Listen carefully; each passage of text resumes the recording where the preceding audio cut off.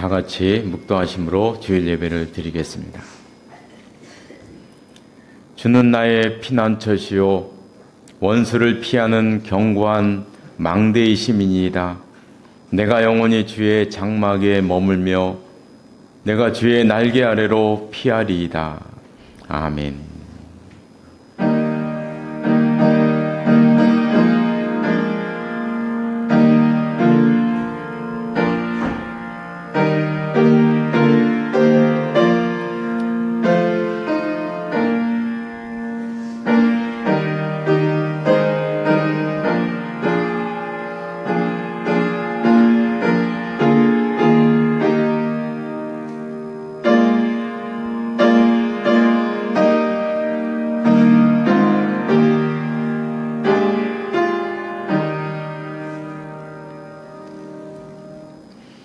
모두 일어나셔서 찬송가 84장 부르시겠습니다. 찬송가 84장입니다.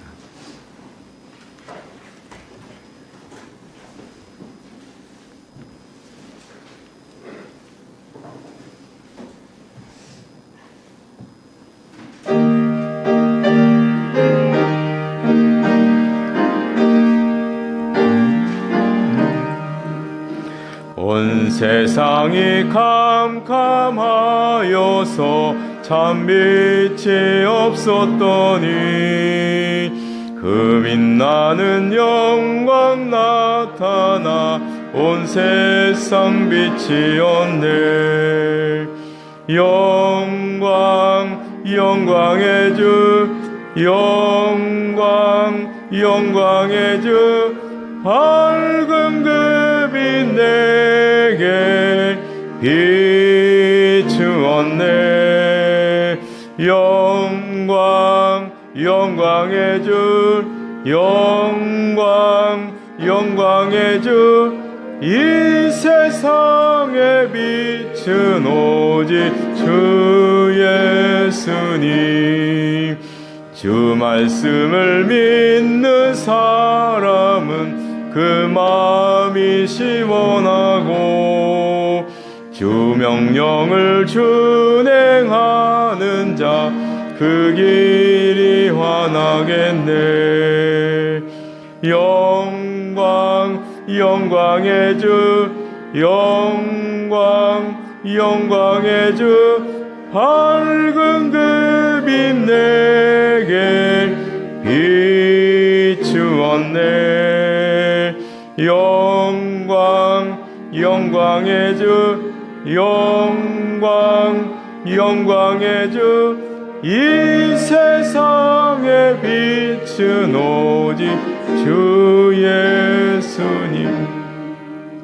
제 가운데 사는 사람은 그 눈이 어두워도 그 죄악을 씻는 날에는 그 눈이 밝아지네.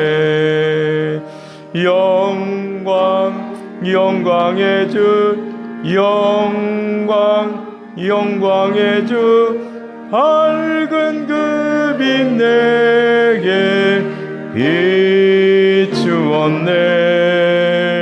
영광 영광의 주 영광 영광의 주 이 세상에 빛은 오직 주 예수님.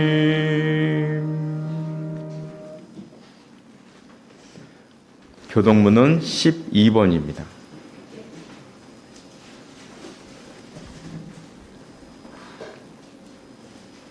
교동문 12번 시편 19편 말씀입니다.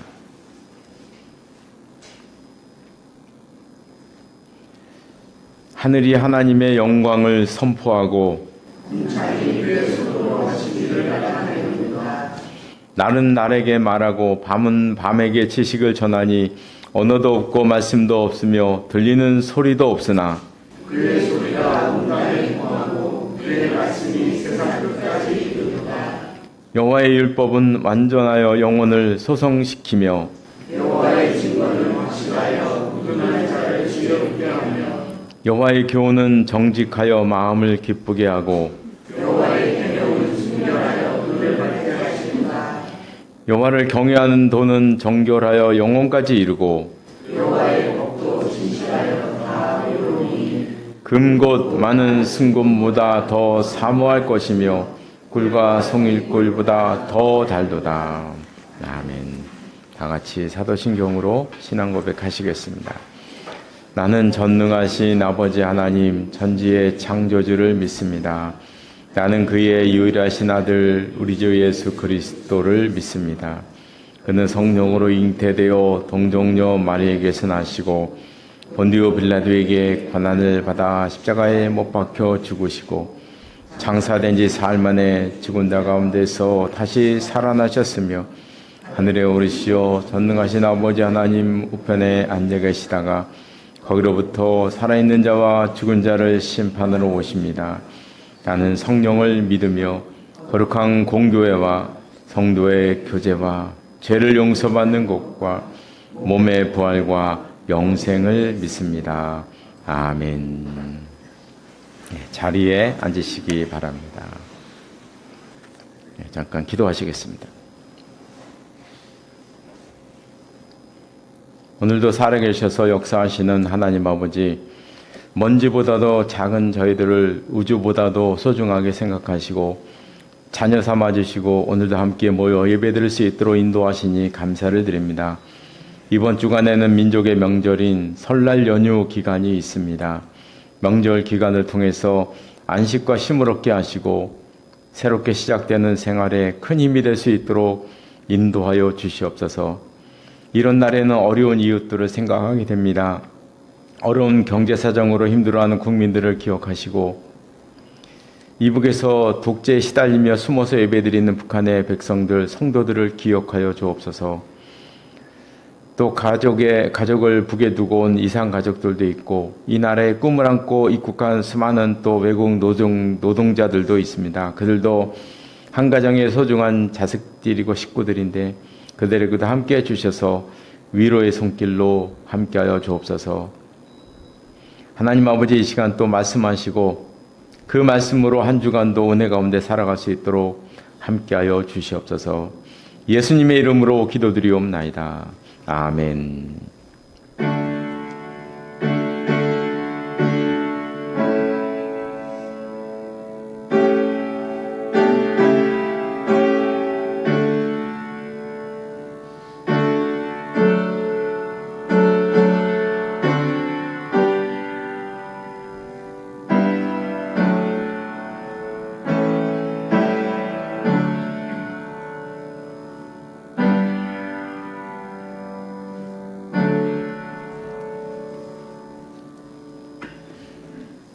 오늘 주시는 하나님의 말씀은 신약성경 빌립보서 1장 말씀입니다.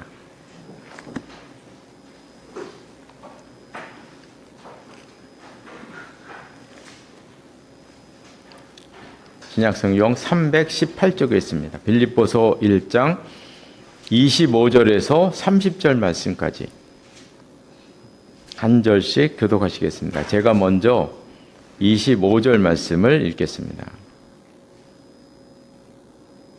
내가 살 것과 너희 믿음의 진보와 기쁨을 위하여 너희 무리와 함께 거할 이것을 확실히 아노니 내가 다시 너희와 같이 있으므로 그리스도 예수 안에서 너희 사랑이 따로 아니마나 인정하게 하려 합니다. 오직 너희는 그리스도의 복음에 합당하게 생활하라. 이는 내가 너희에게 가보나 떠나 있으나 너희가 한 마음으로 서서 한 뜻으로 복음의 신앙을 위하여 협력하는 것과 무슨 일을 대적하는 자들 때문에 여호와의 아니하는 이 일을 듣고자 하느냐. 이것이 우리에게는 멸망의 증거요 너희에게는 구원의 증거니 이는 하나님께로부터 난 것이라. 그리스도를 위하여 너희에게 은혜를 주신 것은 다만 그를 믿을 뿐 아니라 또한 그를 위하여 고난도 받게 하려 하심이라. 너희에게도 그와 같은 싸움이 있으니 너희가 내 안에서 본 바요 이제도 내 안에서 듣는 바니라. 아멘. 이 말씀 위에 하나님의 은혜가 함께 하시기를 바랍니다. 찬송가 287장, 찬송가 287장 부르시겠습니다.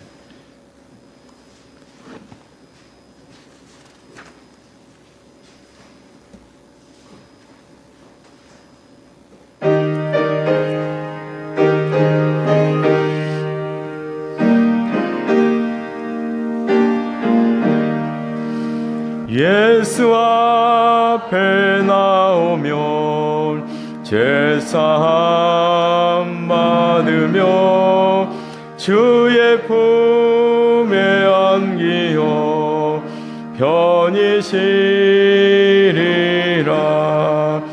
우리 주만 믿으면 모두 구원 얻으며 영생 복락 멸류관 확실히 받겠네.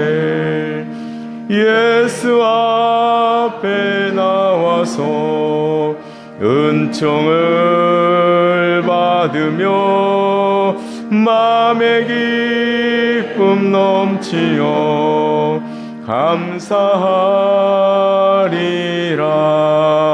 우리 주만 믿으면 모두 구원 얻으며 영생 복락 멸류관 확실히 받겠네. 예수 앞에 설 때에 흰 옷을 입으며 밝고 빛난 내 집에 이리 살리라. 우리 주만 믿으면 모두 구원 얻으며 영생 복락 멸류관 확실히 받겠네. 아멘. 우리가 지난주에는 바울의 기도에 대해서 잠깐 생각해 보았습니다. 우리가 서신에 나와 있는 바울의 기도를 이렇게 내용을 한번 연구해 보면 바울은 자기 자신을 위해서는 별로 기도를 하지 않습니다. 예수님의 말씀처럼 대부분 이제 그의 나라와 그의 의를 구하는 그런 기도를 하는데요. 자기를 위한 기도도 복음을 잘 전할 수 있도록 담대함과 용기를 달라. 이제 그런 내용입니다. 바울도 많은 어려움을 갖고 있었을 것이 분명합니다. 먹거리 문제도 심각했을 거고요. 건강 문제도 심각했고요. 안전 문제도 심각했습니다. 그런데 바울은 그런 문제를 놓고 기도를 하지 않아요. 왜냐하면 그런 게 당연하다고 생각했기 때문에. 그건 믿는 사람이 겪어야 할 당연한 것이다 이렇게 생각했기 때문에 그런 문제를 놓고 기도를 하지 않아요. 바울은요. 그저 오직 그리스도의 존귀함, 그리스도의 존귀함을 위해서 기도합니다. 그래서 저는 바울의 그런 이제 기도 제목과 저를 비롯한 한국교회 성도들의 기도 제목을 제가 좀 비교를 좀 해봤습니다. 바울 사도가 저와 우리 한국교회 성도님들의 기도 제목을 본다면 그 기도 제목을 보고 바울은 무슨 생각을 할까? 아마도 이런 것들을 위해서도 기도해야 하나? 이런 것들도 기도 제목인가? 예수님이 이런 것을 위해서 돌아가셨나? 저는 바울 사도가 그렇게 좀 의문을 가질 것들이 너무나 많지 않겠나? 아파트 로얄층 당첨되게 해달라고 주여 삼창을 하고 그러잖아요, 그죠? 예. 저 기도원이나 한번 가보시죠. 예. 그렇게 기도하잖아요. 주여 삼창이 도깨비 방망입니다. 예. 한국교회 도깨비 방망이에요. 도깨비 방망이가 몇 개가 있어요. 주여 삼창, 도깨비 방망입니다. 아무데나 예수의 이름을 갖다 붙여요. 너무나 세속적이고 너무나 세상적인 것이 많습니다.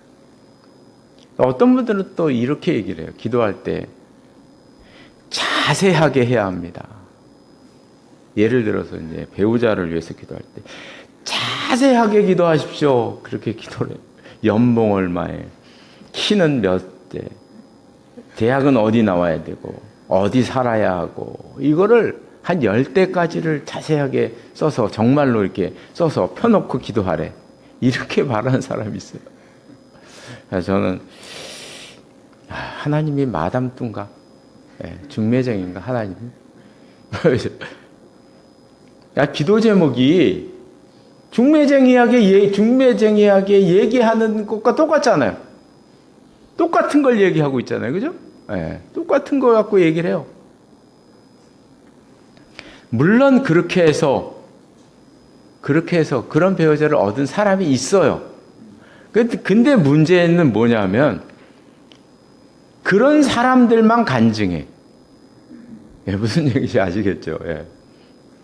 그런 사람들만 말을 한다는 거예요. 그러니까 사람들이 다 그렇게 해야 되는 줄 알아. 그럼 제가 한번 질문을 해보죠.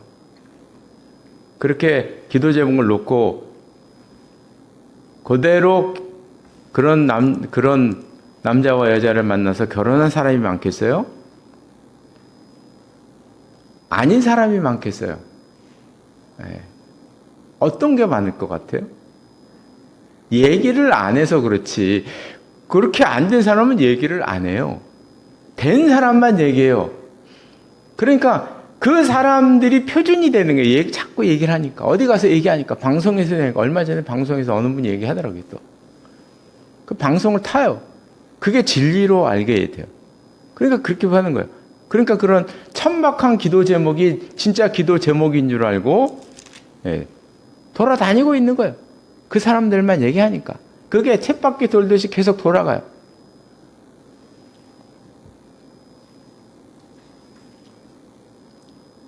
전에 이런 기사를 내가 읽어봤습니다. 유럽 청소년들에게 너가 바라는 것이 무엇이냐? 설문조사를 했어요.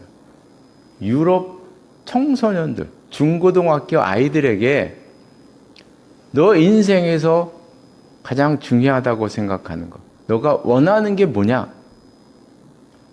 그랬더니 제일 높게 나온 게 뭐냐면, 저는요 그거 보고 너무 깜짝 놀랐어요. 첫째, 세계 평화. 두 번째, 환경 보호. 두 가지. 전 너무나 깜짝 놀랐어요. 그게 장난으로 한 게 아닙니다. 진짜예요. 진짜 유럽의 청소년들은요, 세계 평화와 자연환경 때문에 막 애들이 가슴 친대. 그렇게 한대요. 그게 제일 소원이라고 그러고 있대, 진짜로. 야, 나는 그 아이들 발끝도 못 따라가는 거야. 기도 제목 보세요. 발끝도 못 따라가고 있죠. 세상에. 저는 바울을 보면서, 우리가 진짜 기도 제목을 회복해야 된다. 진짜 기도 제목을 회복해야 되지 않겠나. 그런 생각을 많이 했고, 도전을 많이 받았습니다. 오늘 보면 이제 27절에 보면, 그리스도의 복음에 합당하게 생활하라. 이런 말씀을 하십니다. 그리스도의 복음에 이제 합당하게 생활하는데, 오늘 말씀에서는 그 두 가지를 주의 있게 봐야 되는데, 먼저는 27절 하반절에 한 마음으로 서라. 이런 말씀이 나옵니다. 한 마음으로 서서 한 뜻으로 생활을 하라. 이런 얘기합니다. 여기서 한 마음으로 서라는 말은 군사 용어예요. 군대 용어인데요. 로마 군인들이 이제 큰 방패나 큰 창을 들고 일렬로 쭉 서 있는 그 모습. 그게 한 마음으로 서라는 그런 내용입니다. 아마 이제 영화 같은데 많이 보셨잖아요. 전쟁터에서는 정말 그 적군의 그 비가 내리듯이 그 화살이 쏟아져 날라오잖아요. 그리고 막 창도 날라오고 막 화살도 날라오잖아요. 그때 이제 로마 군인들은 그렇게 하잖아요. 방패를 가지고 앞으로 쫙 막고 옆도 쫙 막고 하늘까지도 쫙 막아버리잖아요. 아무리 비처럼 쏟아져도 앞뒤 하늘까지 전부 다 막아버리니까 그걸 견뎌내는 거거든요. 방패는 혼자 있으면 별로 힘을 쓰지 못합니다. 옆에서 공격하면 막을 도리가 없어요. 방패라는 건. 그러나 방패를 수십 개 연결하면 이게 강력한 무기가 되는 거거든요. 방어 무기가 되는 거예요. 옆도 막고 하늘도 막아버리잖아요. 군사용어로 말하면 여기서 한 마음으로 서서라는 것은 이제 군사용어로 말하면 밀집장창술이라 이렇게 말을 하고 있어요. 그러니까 지금 사도 바울은 한 마음으로 서라 이렇게 말을 했는데 지금 사도 바울은 군사용어를 사용해서 로마 군대들이 방패와 창을 가지고 상대방의 공격을 막아내는 것처럼 공격하는 것처럼 너가 밀집장창술을 사용해라 이렇게 지금 말하고 있는 것입니다. 믿음의 방패를 서로 연결해서 악의 공격을 막으라. 방패는 한 개 들고 있는 것과 10사람이 각각 한 개 들고 있는 것과는요, 이건 게임이 다른 겁니다. 지난주에 우리가 본 것처럼 사도 바울은 지금 로마 옥에서 삶과 죽음 사이에 있었어요. 진짜 내일 당장, 오늘 저녁에 당장 죽을 수도 있는 상황이었어요. 총독이 죽으라 그러면 죽이라 그러면 죽는 거예요. 그런 상황이었어요. 바울은요. 다시 말하면 사도 바울의 이 옥중서신인 빌립보서는 바울의 유언이에요. 이거 다른 거를 못 쓸 수도 있는 거예요. 지금 상황이. 그 유언과 같은 거예요. 사도 바울이 지금 유언을 남기는 거예요. 빌립보 교인들이. 한 마음으로 서라. 밀집장창술을 써라. 왜냐하면 이제 자기가 없을 거잖아요. 지금 자기가 없을 확률이 많은 거예요. 지금 죽을 확률이 많은 거예요. 그러니까 사도 바울이 염려해서 얘기하는 거죠. 부모들이 죽을 때는 늘 염려해서 얘기하잖아요. 형제끼리 잘 살아라. 이거 아니겠어요, 그죠? 너희끼리 잘 살아, 의지하고. 이거 아니에요? 네. 그럼 똑같은 얘기인 거예요. 성도들에게 너희 스스로 한 마음으로 살아가라는 얘기 지금요. 살아가라. 사실 이거는 공격할 때도 가장 무서운 공격 중에 하나인데요. 긴 창을 들고요. 쭉 서서 한 발 한 발 전진하는 거예요. 이 로마 시대의 전쟁이라는 건 별거 없더라고요, 보니까.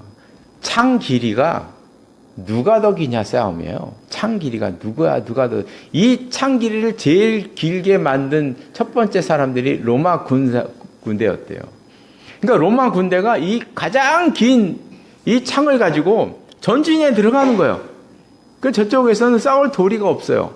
창이 기니까 올 수가 없어요. 실제로 사형을 집행할 때도 이 방법을 사용을 했습니다. 사람들을요, 이런 공간에 저 끝에 사람들 세워놔요. 그리고 군사들이 일렬로 쭉 서서요, 창 들고 가는 겁니다, 그냥. 뭐 다른 거 하는 게 없어요. 그게 사형이에요. 참 잔인하죠, 그죠? 잔인한 걸 우리 웃으면서 얘기합니다. 그거였습니다. 지금 사도 바울은 이야기하는 것입니다. 너희들도 협력해서 전진해 나가라. 그러면 악의 세력을 능히 이길 것이다. 그래서 한 마음으로 서라는 이 말에는 지금 사도 바울이 공동체가 중요하다는 것을 얘기하는 거예요. 지금 부모가 자식에게 얘기하는 것처럼 똑같은 얘기를 하는 거죠. 내가 없어도 너희끼리 힘을 다해서 하나가 돼서 뭉쳐나가면 이겨나갈 수가 있다. 이렇게 이야기를 하는 것입니다. 두 번째로 28절 말씀에 보면 두려워하지 아니하는 이란 말이 나와요. 두려워하지 말아라. 근데 이 두려움이라는 이 용어는 말에 관한 용어라 그래요. 말. 여기에 나와 있는 두려움은 말에 관한 거예요. 두려워한다는 것은 말이 달려가다가 장애물을 만나면 주춤거려요. 이 말이라는 건 저는 말은 안 타봤지만 말은 장애물을 두려워한답니다. 그래서 장애물이 있으면 막 달려가다 히잉거리면서 쓰는 거예요, 말이. 그래서 말 경주할 때는 그 제일 중요한 게 장애물 넘기잖아요. 이게 말이 어려운 거예요, 이게. 장애물 넘기가 어려운 거예요. 그러니까 운동 경기에도 장애물 넘기가 있는 거예요. 말은 장애물이 있으면 쓰기 때문에. 그러니까 여기서 두려워하지 말라는 것은 달리다가 서지 말라는 거예요. 장애물을 과감하게 넘어가라. 장애물을 돌파하라. 그거 무서워하지 마라. 이렇게 이야기하고 있는 것입니다. 악은 여러 가지 모습으로 우리를 공격합니다. 우리 앞에 수많은 장애물을 갖다 놔요. 이건 우리가 신앙생활하면서도 많이 겪는 거 아니겠어요? 있습니다. 그래서 사도 바울은 이야기하는 것입니다. 그런 것들을 보고 멈추지 말고 넘어서라. 넘어서라. 이렇게 우리에게 이야기하는 것입니다. 끝으로 저는 이제 29절 말씀에서 참 은혜를 받는데요. 우리에게 이제 참 현대를 사는 우리들에게 도전을 주는 말씀이죠. 그리스도를 위하여 너희에게 은혜를 주신 것은 다만 그를 믿을 뿐 아니라 또한 그를 위하여 고난도 받게 하려 하심이라. 너희가 예수 그리스도를 믿게 된 것은 믿게 되었기 때문에 너희는 고난을 받게 된다.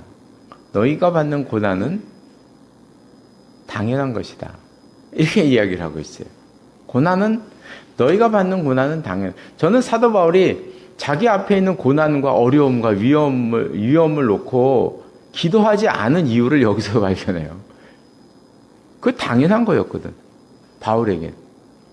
예수님께서 자기 십자가를 지고 나를 따르라고 말씀하셨잖아요. 그죠? 사도 바울은 예수님의 말씀에 충실한 거예요. 고난이 와요? 바울은 기도를 하지 않아요. 그걸 위해서.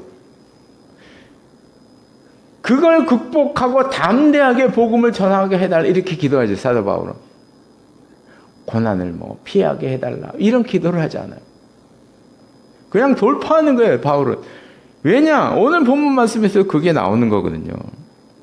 너희에게 은혜를 주신 이유가 뭐냐? 고난을 받게 하려 함이라. 이 얼마나 적극적인 얘기입니까? 고난을 받게 하려고 은혜를 주셨대요. 더 나아가서 성경에서 고난은 복이라 말씀하십니다. 우리 예수님께서도 마태복음 5장에서 비슷한 말씀을 하셨잖아요. 가난한 자가 복이 있나니. 마음이 가난한 자가 복이 있나니. 이 예수님의 이 한 절의 말씀은 세상에서 가르치는 모든 복의 개념을 다 뒤집는 말이에요. 그래서 학자들은 가난한 자가 복이 있다는 요 말을 도대체 누가 세상에서 제일 먼저 했나를, 그 예수님께서 어떤 말을 듣고 하셨는지 그걸 파악하기 위해서 전 세계의 모든 고전을 아무리 뒤져봐도 가난한 것이 복이 있다는 말씀을 한 사람이 역사상 단 한 사람이 없었어요. 예수님 이후로. 예수님 이전에 단 한 사람이 없었어요. 그래서 학자들은 그 모든 자료를 다 뒤지고 연구해 내린 결론이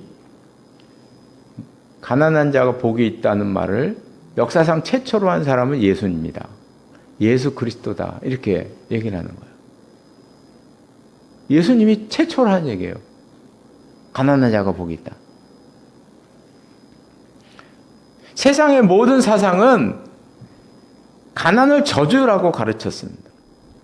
고난은 죄의 결과여 나쁜 것이라고 가르쳤어요. 그런데 우리 예수님께서는 그걸 확 뒤집으셨어요. 가난이 복이다. 고난이 복이다.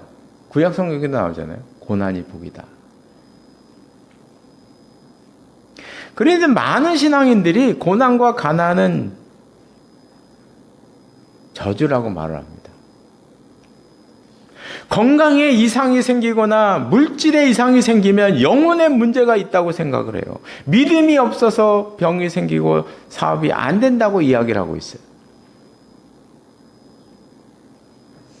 천박한 복의 개념이 돌아다니고 있어요. 분명히 예수님께서 가난이 복이라고 얘기하셨고, 지금 사도 바울도 말씀하셨잖아요. 너에게 은혜를 주신 게 고난도 받게 하려 함이라. 세상에 이렇게 적극적인 말씀이 어디 있어요? 고난 받게 하려고 은혜를 주셨대요. 세상에 이런 말씀이 어디 있나요? 이렇게 지금 말씀하고 있는데, 성경에서는 분명히 이렇게 말씀하고 있는데, 아니 왜 도대체 교회에서는 믿음이 없어서 병이 생겼다고 그러고 사업이 안 된다고 얘기할까? 왜 이런 말도 안 되는 예수님의 말씀과 바울의 말씀을 이렇게 정면으로 위배하는 말을 이렇게 스스럼 없이 할 수 있나? 어떻게 교회에서 그런 말을 하는 사람을 믿음이 좋다고 어떻게 얘기하는지 이해가 안 가잖아요. 그죠?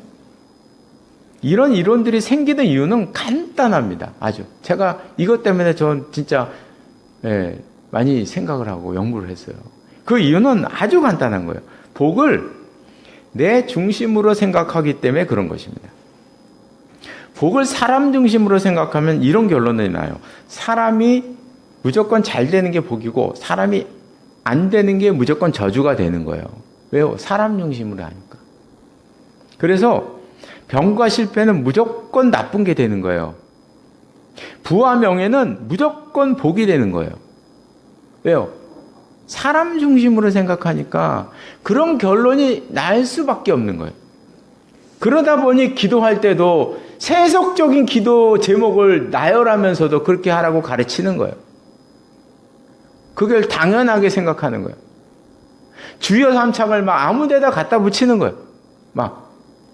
그러면서도 기도 열심히 한다고 말하는 거예요. 왜 그러냐? 이 복의 개념을 다 사람 중심으로 갖다 놓으니까 세속적인 게 복이 되는 거예요. 저절로. 그러니까 그쪽으로 빠져나가면서 믿음을 그런 쪽으로 해석하고 적용하고 그렇게 살아가게 된다는 것이죠. 그러나 하나님이 중심이 되시면 완전히 달라지게 되죠. 내가 병에 걸려도 병 때문에 하나님께 가까이 가면 그러면 병이 나에게 은혜가 되는 거죠. 내가 사업이 좀 안 됐어요. 그것 때문에 하나님께 가까이 가서 믿음을 갖게 됐어요. 그러면 그 실패가 나에게는 복이 되는 거예요. 연약함이 왜 나에게 복이 됩니까? 아까 영상에서 보셨잖아요. 그렇죠? 연약함이 왜 나에게 복이 됩니까? 그것을 통해서 하나님께 가까이 가기 때문에, 가까이 갈 수 있기 때문에, 그것이 하나님께 가는 통로가 되기 때문에 연약함이 나에게 복이 되는 거예요. 그것을 발견하는 자는 일어나는 거죠. 거기서 믿음으로. 그래서 내가 하나님 중심으로 생각하느냐 안 하냐는 완전히 나의 생활이, 나의 생각과 나의 생활을 다르게 만들어요. 믿음의 형태도 다르게 만들어요.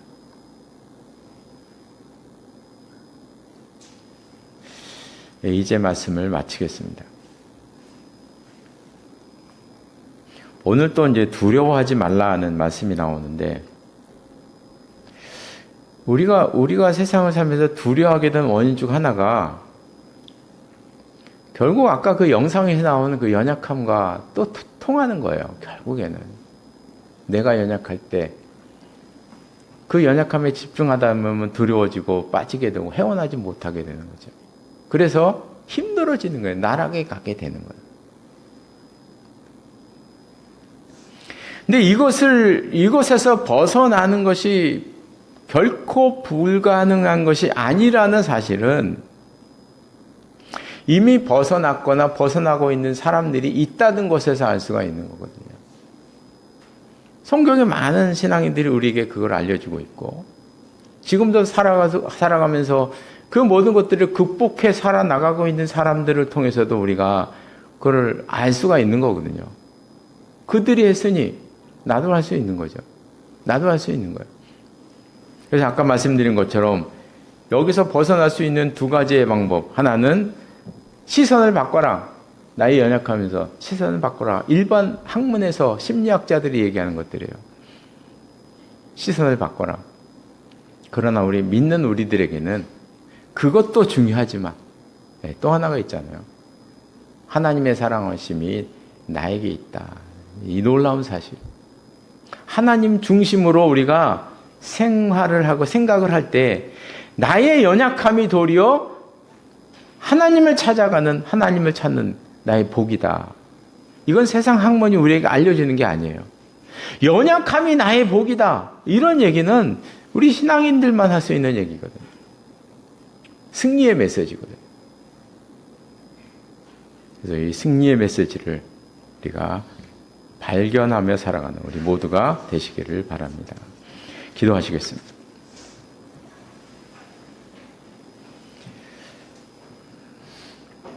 하나님 아버지, 오늘 우리들에게 참 좋은 영상을 보게 해주셔서 감사를 드립니다. 우리의 연약함, 정말 내 스스로의 힘으로 헤어나오기가 참으로 어려운 일임을 저희들이 압니다. 그러나 우리가 그 연약함을 통해서 하나님께 더 가까이 간다는 놀라운 사실을 깨달을 때 예수님께서 말씀하신 것처럼 가난이 너희에게 복이요 고난이 너희에게 복이라 하는 이 놀라운 바울의 말씀과 옛날 선조들의 말씀에 우리가 아멘으로 화답할 수 있을 줄로 믿습니다.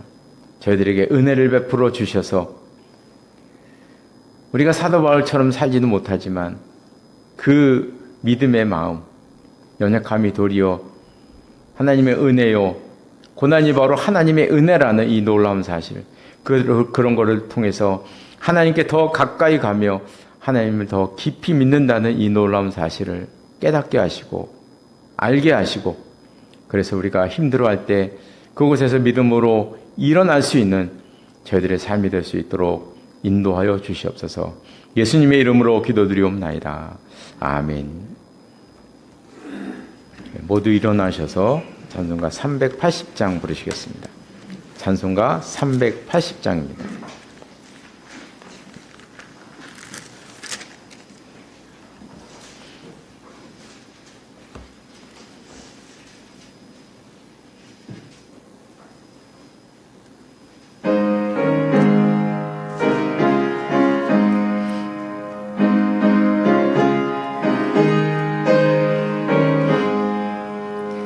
나의 생명 되신 주님 앞에 나아갑니다. 주의 흘린 보혈로 정케하사 받아주소서. 날마다 주를 찬송하겠네. 주의 사랑줄로서 나를 굳게 잡아매소서. 괴로운 세상 지낼 때 나를 인도하여 주소서. 주를 믿고 나가면 나의 길을 잃지 않겠네. 날마다 주를 찬송하겠네. 주의 사랑 잡아매소서. 세상 살아갈 때에 주를 더욱 사랑합니다. 밝고 빛난 천국에 나의 영혼 들어가겠네. 날마다 날마다 주를 찬송하겠네. 주의 사랑 줄로서 나를 굳게 잡아매소서. 아멘.